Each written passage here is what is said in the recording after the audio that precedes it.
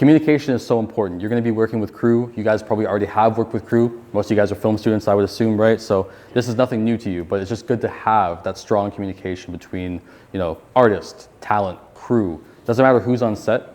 For me personally, I like to have a really good working environment. And there's actually someone in the room right now that I do have on my sets quite a bit, which is Rahul here. And maybe you can talk about, your experience. Yeah, so my name is Rahul. I was a film student as well, and I worked with Jacob for a couple years now.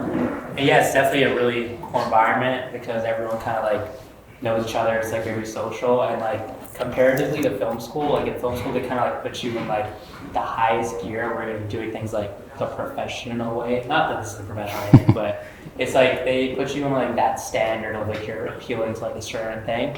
Whereas working on set with Jacob has given me a more practical sense, and I've learned a lot more of the hands-on stuff working on sets, how to set up CSAM, how to pack equipment the right way, how to set up the light, how to plug things in and keep wires in the most efficient way possible. And so those little things really are nice to learn on set, and also just you can see on the video, everyone's kind of open and having that good environment where. What I like about his set specifically is everyone's opinion kind of matters. No matter I interned him, I didn't really know much. I knew how to write, but I didn't really know much about actually setting cameras. And he still took my opinion as a valid. I wasn't less than everyone else on the set. So it's a very equal ground. So shout out Everslate. Yeah, so exactly. On my sets, I value everyone's opinion. I think even if you're a PA, if you're just running around giving people coffee, I think your opinion still matters. I think that's proper set etiquette. I know real film sets can be pretty harsh and pretty cutthroat. I don't like that. I think it's incorrect to do that to someone.